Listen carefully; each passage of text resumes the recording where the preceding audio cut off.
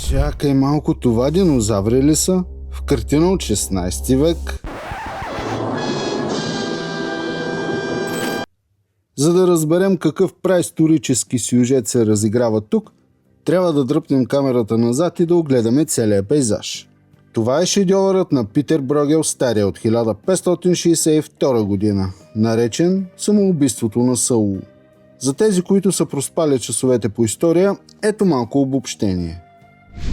Саул е първия крал на Израел. Тук виждаме как армията му яде солиден бой от филистимците. Не фрутарианците, филистимците. И тъй като Саул вижда, че положението е трагично, той избира да се хвърли върху собствения си меч. Ей там в левия ъгъл, докато светът около него буквално гори. Та да се върнем на нашите приятели в дъното.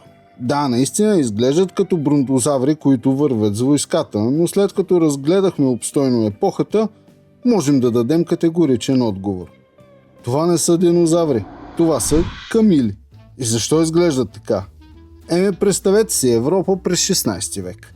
Няма Google, няма National Geographic. Някой търговец ти обяснява на по чашка. Видях едно животно в пустинята. Има такъв много дълъг врат и огромна гърбица. Такова високо. И Брюгел си казва: немаш грижи, брат. Дръж ми бирата, знам какво точно имаш предвид. И резултатът е камила, която прилича на лош фотошоп. И това е важният урок тук.